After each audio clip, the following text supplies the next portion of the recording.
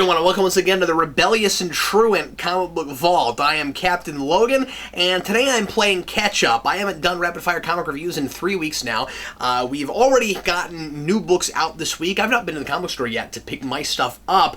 I've got 2 weeks worth of stuff to go through with you, and I'm going to make this ultra super crazy rapid-fire and go through everything I had for the last couple weeks because I just have not had time to sit down in front of the camera and do this, and frankly, it's been hard to find time to just sit down and read the books because I've been working so hard on Spawn here, getting everything written so that I can shoot the last episodes, get it all up, and still shooting really hard for middle of September for all of the shooting and everything to be finished for that. So anyway, I want to apologize for being this late on this and for not even getting current stuff up. Here it is Thursday, and I still, and I haven't even read my books for this week yet, doing stuff for the last couple.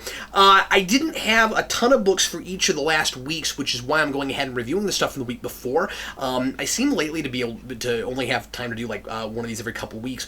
Don't worry, I will be back to doing these regularly, as well as getting a lot of other stuff out that people have been waiting for once I am finished with Spawn here. I want to say thanks as always to Elite Comics in Overland Park, Kansas for helping me out with the show. If you are ever in the Kansas City area, check out Elite Comics. They're fantastic. We sure appreciate them here at Geekvolution. Let's run through my stuff from last week real briefly. The first thing I've got is Batman number 34, which is a kind of interlude story between Zero Year and whatever the next big story for Batman is. I've not been looking at news and stuff to see where Snyder's going with Batman next. I haven't just happened to hear anybody talk about it yet, and I'm kind of excited to be surprised. So I don't really want to know. I kind of want to find out what the next thing is he's doing, and it'd be really cool if he did some just standalone stories or some kind of smaller arcs that don't have to be like these huge giant crossover things that everything's got to tie into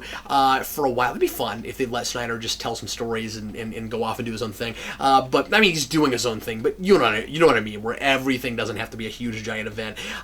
So number 34 is Leslie Tompkins' story, which is kind of neat to see her come back. And there's this villain who wants to not be known. His whole gimmick is all of the villains in Gotham are obsessed with making waves and making their names known and leaving a legacy, and this guy thinks that he is going to be more successful in the horrible caper he's trying to pull off, and by caper I mean murdering people, if nobody knows about him, and that's his whole gimmick, and it's kind of a neat idea. I really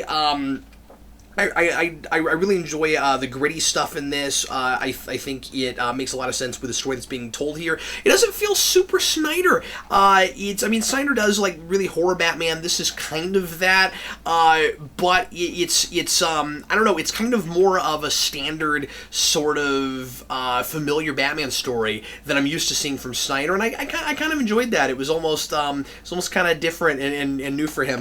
Next thing is Superman Wonder Woman number 11. We're getting really close to the end of Doomed, and in this issue we see Mongol and Non come from the Phantom Zone into Earth finally, and meanwhile we're learning more and more about what Brainiac is actually planning, and that he has this huge giant vendetta against Superman, and all of this is a revenge thing. The story in the last couple issues kind of tricked me into thinking that Doomsday was finished and down for the count, and that even though this is called Doomed, he wasn't in this anymore. That has changed. He is kind of making his way back in Superman's mind. He's not gone, and they're still kind of playing this up as Doomsday kind of representing some kind of dark side for Superman. I'm still not digging that, but whatever, we'll see where it goes. Wasn't super crazy about the art in this. Tony Silas, I don't mind his art in other things. I just didn't think it really fit so much for this because it seemed kind of jarring with the rest of the kind of artwork that we've had.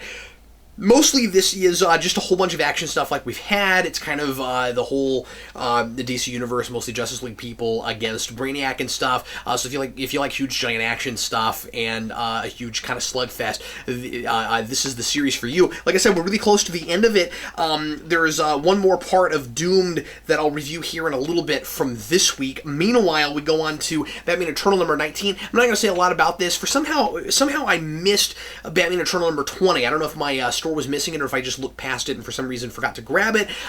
But anyway, I didn't grab it this week, so I'm just really quick going to mention this one because you'll have already probably read even the next couple issues if you're even interested in Eternal, so what is the point of me talking too much about this? But we find out that Batgirl, as I really should have expected, is hallucinating, and that's why she goes after her allies at the end of last issue, and her hallucination tells us something about what happened with Gordon, and we're finally explaining that and getting closer to getting Gordon absolved from that. Gordon finally does some stuff in this, and I kind of appreciated all of that, and I don't know, I was kind of like, oh, why is Batgirl really buying that the Joker is suddenly here and stuff? But it seems like whatever it is that's causing these hallucinations affects your brain so that you're not actually as rational as you usually would be. So it kind of is just mind control and takes over, and you can have characters do anything you want to on it. I thought it was kind of fun to use Barbara Gordon in order to help explain what happened to her father. I thought that was a good idea. Not a super dense issue. Mostly that's the important stuff. Next up, let's go over to Marvel stuff, and real briefly, we'll look at all new X-Men. Number 30, still very soap opera-y, still doing lots and lots of relationship stuff in this and being a little bit decompressed, but I really did enjoy this issue. This is all about Jean Grey and Emma Frost rivalry and how they feel about each other now, with Jean Grey being, earlier Jean Grey, and what is their relationship like versus what the old relationship was like with the older Jean Grey. There's some romance stuff that happens here with a few different characters. I really enjoyed where the Jean Grey Emma Frost thing ended up going. I really liked how that was resolved, and I also really enjoy the stuff with Kitty Pryde and Star-Lord, and I like that they're still kind of an item, and dealing with the only way that they can really kind of date is with him being a hologram. All of that's kind of fun. Like I said, still a little bit decompressed, but I still can't help but enjoy myself while I'm reading this. Next up, it's Original Sin number 7. Really liking this book, this event, and we finally get a lot of the background about what exactly happened to the Watcher, how exactly Nick Fury was involved in all of that. We get a lot of Nick Fury's background in this, and I'm finding him incredibly fascinating, and I really enjoy the cliffhanger. I can't wait to see how all of this ends. Next up, we've got Spider-Man 2099 number 2. This is turning into a lot more of a relationship book than I would have expected, and yet it's Peter David, and Peter David loves doing relationship stuff. He wrote the Imzadi series for Star Trek The Next Generation, one of the only times I've really liked a love triangle. He's quite good at those kinds of things. This is all about the women in Miguel O'Hara's life right now in trying to keep up appearances in the present day, and he has a really unique and interesting relationship with a couple of different ladies in this.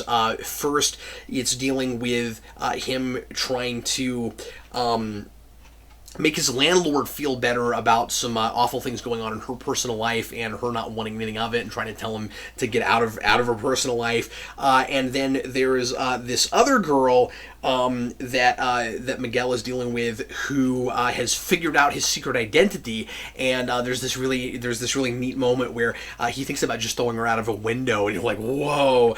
And he's I really like Miguel O'Hara because he's so quick on his feet. This doesn't have a lot of action in it. This is mostly Miguel just trying to keep people from knowing about his secret identity, and it's really interesting to see how that happens. The cliffhanger was somewhat surprising, and I'm liking how kind of down-to-earth and relationship-y it is. That's kind of neat in dealing with a futuristic character, and in that really frantic pacing you had usually with 2099, because that's how the future itself feels. It's in that book. It's super fast-paced, and everybody is busy all the time. And here he is dealing with all of this kind of more intimate relationship stuff, and I really enjoyed that. The last Marvel thing I had for that week, just wanted to try this out because we've got this whole Death of Wolverine thing coming up, which I may review, I'm not sure yet. I'm not really excited about it for lots of reasons, of course. It seems like a gimmicky death thing. I'm sure he'll be back really soon. Nobody should be real surprised about this, and it's hard to have any emotional investment in those kinds of deaths, certainly. But also, I just wanted to try it out. I looked at Wolverine number 11. We're getting really close to the 4-part series where Wolverine actually gets killed, and I didn't like this at all. This is by Paul Cornell with art by Pete Woods, and I just didn't like mostly the dialogue. I thought a lot of it was super awkward. I felt like there was a lot of just really kind of inorganic exchanges in things. I really had a difficult time getting into this, and really both in art and story. The art was, super cartoony, and I mean, it's not bad. It's just not really my bag. It's really a throwback to kind of mid-90s stuff. Ultimately, I didn't love this. There's a lot of like jokey things between Wolverine and Nick Fury's son, and I thought a lot of that kind of fell flat. And it's really, I think, kind of laying on too thick. Wolverine's about to die. There's this whole business about he's lost his powers. Someday now he will die. He's got to deal with his mortality. And sure, fine, but like playing it up that hard just right before it's about to happen, it just seems really obvious to me. Then I go on to IDW, and again from last week, this is Star Trek number 36. This is the second part of the Q Gambit. I'm really, really loving this. Wow, Johnson really knows his Star Trek and is doing a wonderful job of giving all of these characters their own voices. If you are a big Star Trek fan like I am, and you know original Prime continuity really well, you really should be reading this. I think he's got a great, sense of all of these characters. So as you can tell from the cover, we are sending, Q has sent Kirk and crew to Deep Space Nine, but it's not quite the DS9 we know. Things are different, and so they're in the future, but they don't seem to be quite in the universe that we know. I thought this was going to be, we're just sending them to all kinds of fun places in Prime, and every issue we really didn't really tell much story. It would just be a matter of doing a lot of having a lot of fun novel stuff and going to different places. It looks like this is going to be Kirk in DS9 story, and because at the end of this, it looks like they're still going to be there, and there's a lot of things going on there. Maybe they'll bring in other things, but this seems like so far a really cohesive, ongoing story, and I'm imagining a lot of really dense kind of storytelling for 6 parts, just given what we've had so far. Dukat shows up. I love how Johnson's writing Dukat in this, and I still and just the whole situation of what has happened in the future and what has happened to Starfleet, and basically the idea is you take Kirk out of the equation and Starfleet completely crumbles. And what does the world look like without Captain Kirk? I really, really enjoy that whole idea, and I think that they're getting a lot of mileage out of it. The art is still fantastic. It's properly gloomy for this kind of thing, but there's a lot of variation in color and stuff. Very impressed with this. Really good stuff, and really nice to have some great Star Trek stuff finally in this book.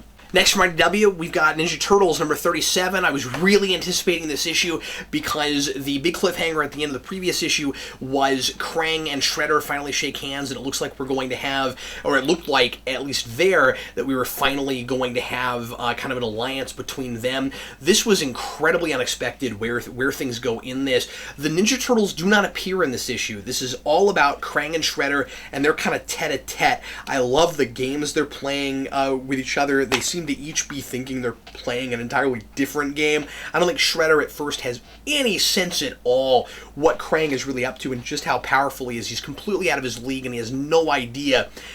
And yet, or not out of his league, I think he just doesn't understand this extra dimensional stuff and exactly what Krang is about. However, he is so good at strategy that he's able to go up against Krang anyway. And seeing these two foes go up against each other, I think is just remarkably entertaining. It's a really exciting issue. There's a lot of intrigue in it, and then there's some really just fantastic nonstop action right toward the end. I was so impressed with this issue. I really enjoyed it. Just talking about it, I kind of want to sit down right now and read it again. Next up, we've got X-Files number 15. The only thing I'm going to say about this is we've got this. This is like the fifth part of this ongoing series, or this ongoing story arc that we've had in bringing back Krychek, and there's this huge reveal at the end of this about the Smoking Man that really kind of threw me for a loop, and I really liked it. I would recommend, if you like X-Files and you haven't been sure about whether or not you want to read this series, to go back and find the first part of this particular arc, because if you know X-Files pretty well, you can kind of just pick this straight up and start reading it from that point, and I think it would really win you over on this series. This stuff feels like it could have very easily been a 3 or 4 part story arc in the TV show, and this is the most like the TV show I think this book has felt.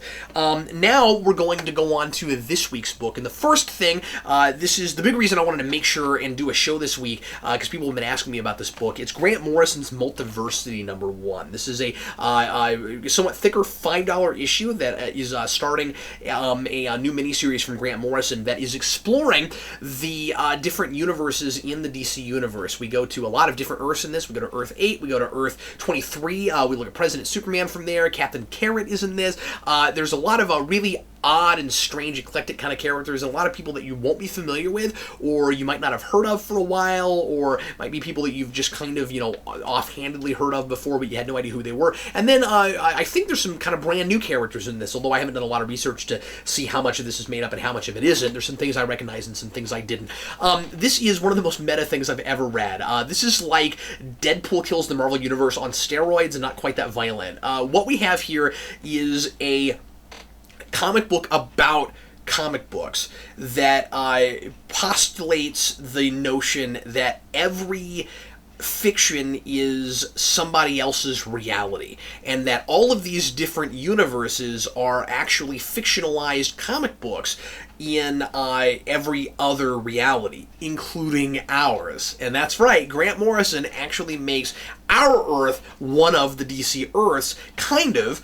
He hasn't numbered it or anything yet, but kind of only in trying to make it somewhat of an interactive experience with the reader. The fact that you, the reader, are reading this book has an impact on the story and where it goes and what's going on. And the idea, I think, having only been able to read so far the first issue, seems to be that when the big permeating notion of this seems to be that these realities exist because there are people who read about them. That if nobody cared, if nobody was there to actually read these characters and enjoy them, they wouldn't come alive, and therefore they do not have life. It's a very never-ending story kind of idea. This is quirky, this is out there, this is absolutely mad and insane. It's very, very, very Grant Morrison, and in some ways this can sound weird. It seems like the most Grant Morrison thing I've ever read, because he's going back to that really wacky stuff, but making it feel a little edgier and a little, you're unsettled reading some of this stuff, and I found some of it kind of unnerving because he somehow or rather manages to build in an internal logic for this, where I'm buying everything that's happening, even though it's completely like crackerjack nuts, and so I care about some of these characters, and I feel for what's going on. But then also, there's just some really creepy stuff in this. So it's really silly. It's really fun, but it's also disturbing. And I really like this. This is something special. I'm very, very impressed with this and excited to see it continue.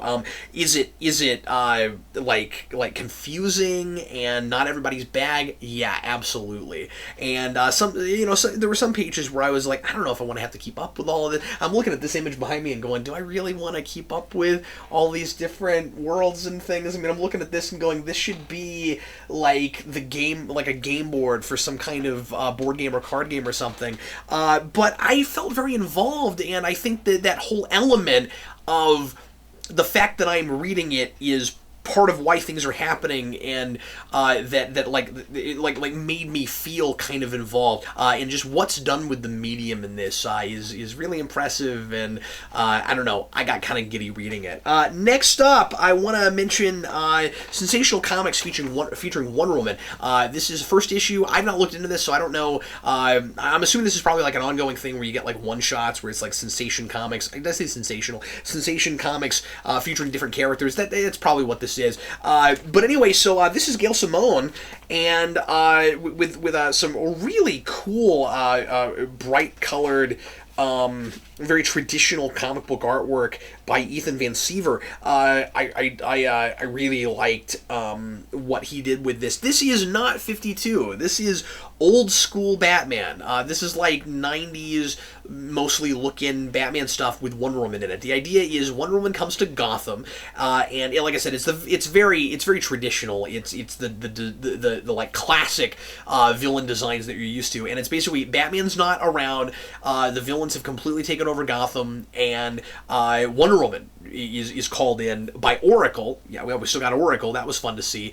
And she gets called in order to stop all these villains, and she has to see if her brand of bringing villains to justice will work in Gotham, where Batman's has kind of failed. And the question is, does she have to stoop to their level in order to take them out? Does she? Because the big question she asks is, how could Batman possibly fight all these villains constantly and not stoop to their level? And so we see these really cool differences in how Wonder Woman handles these things versus how Batman does. And the ending I thought left a little bit to be desired. Honestly, I liked it overall.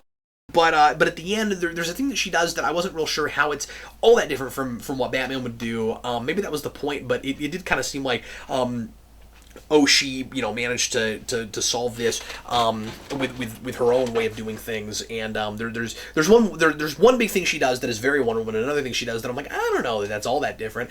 But one of the things I really enjoyed was at first she's like, this is easy, I don't know what Batman's big deal is with all these villains, and then she gets a little bit in over her head and realizes that Gotham is a place that is unlike anything she's dealt with before. And I don't know, I really dug this. I really enjoyed this. If you miss classic DC, pick this issue up. Next up, Batman and Robin number 34.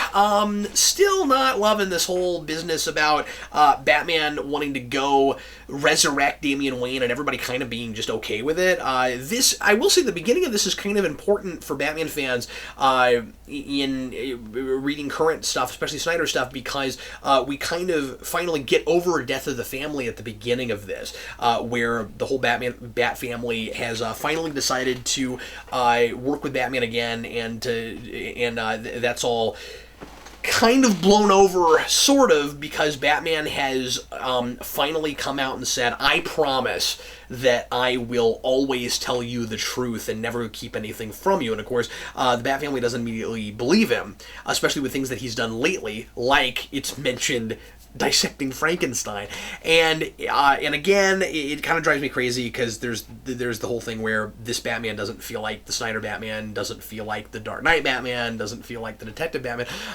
But anyway, so here he says, no, I've changed. I will never do this again. And they kind of struggle to believe him, and then he says, I'm gonna go resurrect Damian Wayne, and they all say, we're coming with you, but he won't, of course, as you might expect, let them come, because it's his problem, and he has a pretty good excuse for that. He says, I need someone protecting Gotham, and B, the whole point is I lost my son, and I care about you guys almost as much as I did my own son, maybe as much as I did my own son. I couldn't bear to lose you in the middle of trying to resurrect him. And all of that would have worked better if it weren't for the fact that everybody's immediately like, oh yes, of course, go resurrect your dead son. I don't know about that. I mean, like, I really feel like since we're dealing with Lazarus Pits and all those things, I'm not sure exactly. I guess I don't know exactly how he's going to try to do it. By the end of this, I mean, the whole deal is he has to go to Apocalypse, and deal with the parademons and stuff. But I just feel like everybody should be a lot more hesitant in this notion of resurrecting the dead, especially Red Hood. You know, I mean, like, it seems like I just feel like. Maybe I'm wrong. I feel like Jason Todd would look at himself as an exception to the rule. We're like, well, I got lucky, but most people aren't going to be able to just come straight back from the dead. And I feel like everybody's too nonchalant about it. That's my big criticism. I don't know. Overall, I guess I enjoyed this issue. I still just feel like Batman's not very consistently characterized. Last DC book for the week, it's Supergirl number 34. This is, I think, the penultimate issue of Superman Doomed, and this is more of an interlude story that happens before some of the things we've already seen happen in Doomed. This has happened a couple of times where we kind of backtrack and do some kind of a story, some kind of you know, one and done story in this. I like this one a lot. It's Supergirl having to deal with a kind of smaller thing in the middle of this really big thing, and it affords her some character stuff and some really nice character moments, and we really get to see how different she is now after what happened to her being a Red Lantern, which I really appreciate. She's a lot less hot-headed, she's a lot cooler under fire, she's a lot more empathetic toward human beings, and I really like that. There's this guy that she allies herself within this and makes friends with that I really liked, who this guy that's in this wheelchair that she kind of builds a rapport with and has to help through this tragedy that's going on with the with Brainiac and everything in the city. I really liked this one. I could have used maybe a little bit more of this kind of stuff in the middle of Doomed, actually, to help fill it out and make it and give it a little bit more of a character-driven kind of feel. My last Marvel book for this week, I mean, I had some stuff from last week, but for this week is Magneto number 8. I don't know why I didn't have any more Marvel books, but in this, Magneto, I really like this one, by Cullen Bunn with art by Javier Fernandez. This takes Magneto and has him go to this underground kind of laboratory that is taking the bodies of dead mutants and making drugs out of them. And Magneto doesn't immediately start killing them, and you don't know why until the end. At first it seems to be because what they're doing isn't exactly the same as all the people that he's been going after. Magneto has kind of hired himself out as his own hitman to go kill anybody who's doing anything horrible against mutants. And here, these people aren't actually killing mutants, they're just taking their bodies that are dead already, so it's kind of this gray area. Magneto ultimately doesn't see it that way. He's actually really, really ticked off about this, and he immediately says, you must stop, and they try to tell him kind of the virtues of what they're doing, and not virtues, but more what he might gain out of it. And at the end of it, it turns out that he's got ulterior motives for being there, and that's very exciting, and I really enjoyed the cliffhanger here. We're really making some headway here, finally. I've enjoyed the kind of singular one-and-done stories, but I've been ready for this to kind of pick up and take Magneto in a direction. That's happening now, and I really appreciated that. Now I'm going to go on to a few not big two things from this week, very briefly. First of all, it's Buffy Season 10, number 6. This is probably my favorite issue so far of the series. This is a really, really good one-and-done tale. It is continuing on things that have happened, that have been happening with the new rules for magic and Giles being a kid and all of that stuff, but it's also a really good standalone story. So if you haven't read any of this and you're anchoring for some Buffy, or even if you're not, I would recommend this to anybody that has at least a kind of working knowledge of the Buffy universe. In this, Buffy and her friends are looking for a new place to live, and they find this haunted house and decide, well, that this is as good a place as any to live, so they all decide to move there. And one thing I really enjoy about this is everybody trying to have a normal life with the crazy, insane, magic lives that they lead. And that was a big thing with the series, was how in the world do you hold down a job? How do you have a family? How do you do these things? And through this, there's this monster that turns out to be in this haunted house, and it makes everybody hallucinate. And it makes them all hallucinate their perfect lives. And their perfect lives are, the big through line is the family that they've lost and learning to appreciate the family that they've gained instead. There's a really good message here, and there's some really fun character stuff. I really like what we're doing with Giles, and the notion, there's a couple of paralleling characters dealing with the idea of second childhoods and the pros and cons of living life over again and all that kind of stuff. There's some really there's some really interesting, poignant stuff there. Loved this issue. Really liked that one. Scribblenauts Unmasked number 8. Never had much to say about this. Really fun kid book and all ages kind of book. I mean, I'm really enjoying it. Really good for your kids. Really good for building vocabulary, dealing with imagination, and making people really dig through their cranium and think about all of the words and ideas that they have in there and using them to solve problems. This one is continuing the story with the heroes against the Anti-Monitor, and there's some really fun art in this one. This whole thing on the front with the board game is actually something that happens in the issue, and I looked at this 2-page spread for a good 5 minutes because there's just so much going on in it, and there's so much fun stuff to read, and it was a really kind of neat way to give flashback, or not flashback, but background information on the Anti-Monitor and stuff like that. We bring back the doppelganger of the Scribblenaut kid. I can't remember his name right now. You review this many comics and sometimes you forget people's names. But anyway, so his doppelganger comes back and they have to form an uneasy alliance, and it's kind of fun to see him have to kind of choke up his pride a little bit and do that. There's some genuine character stuff that happens sometimes in this book, and I really like it. Next up, we've got Super Secret Crisis War, the grim adventures of Bill and Mandy one-shot. We're doing these one-shots in the middle of Super Secret Crisis War for series that don't really have superheroes in them, where these bad guys aren't going to try to take over and control superheroes, but what they're doing is they're sending out these robots to different universes looking for heroes that they can manipulate, and they keep going to these other Cartoon Network series and not finding what they're looking for. Not a lot to say about this. It's funny. This is not a show that I was ever really big into, but I've seen it a few times. And basically, Grimm is called upon by Mandy to try to find somebody that he knows that can stop these robots, and while he's waiting for somebody to arrive, Billy is making friends with these robots, and they're wreaking havoc and causing all kinds of crazy problems, and he just wants to be their best friend. It's good, it's fun. It's not my favorite thing that I've seen so far in this, but I'm not a huge fan of that show, but I don't know, I enjoyed it. And then last, but certainly not least, this week, we've got the annual for Ninja Turtles, and this seems to be a tradition now where we have Eastman write and draw in the traditional Ninja Turtle style, the annual, and I really like that we're doing that. It's really neat.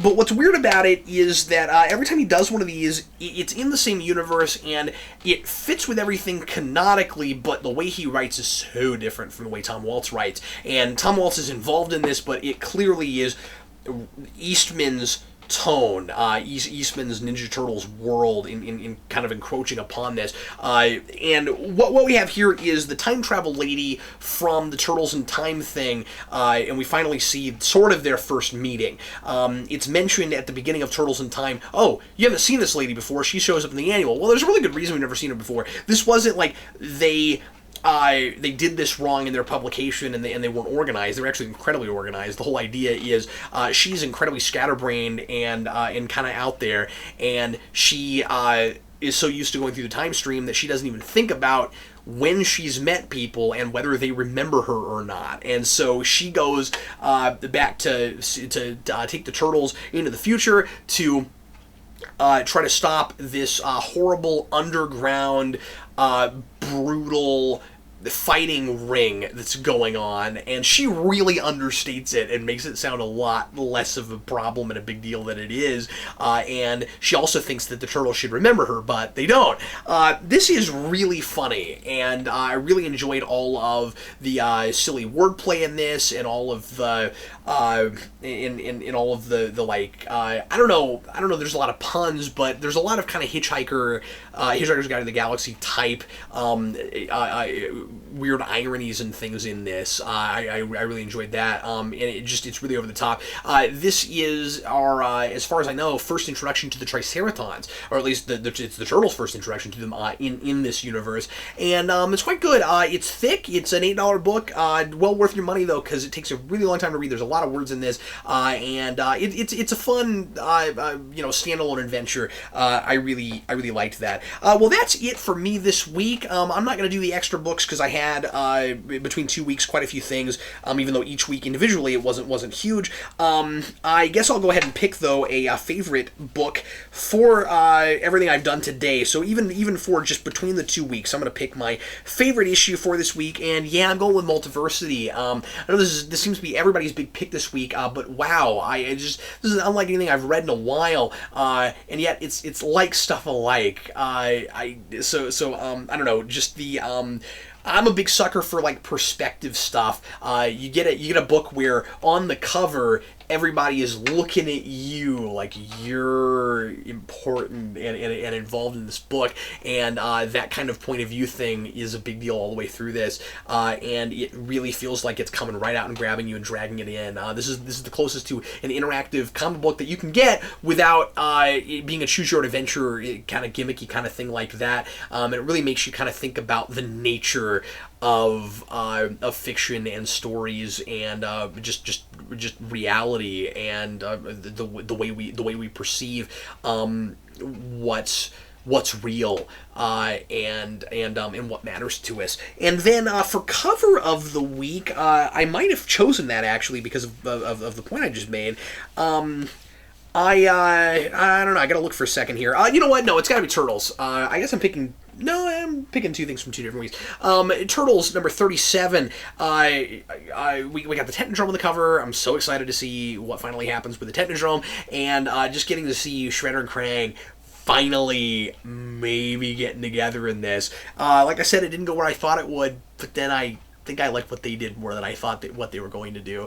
Anyway, I'm going to try to get back to normal as soon as humanly possible. Not really promising anything at all until I get finished with Spawn Year, at least with the writing. I'm just having a hard time finding time to do other things like this. But anyway, I will do my level best to keep up with stuff, and I'll try to get you another one out this week, and if not, at least next week. Thanks for being patient with me. Sure appreciate it. Thanks for watching. Once again, if you're ever in the Kansas City area, check out Elite Comics. They're absolutely fantabulous, and I will catch you again very shortly. I'm Captain Logan, and as always, happy reading.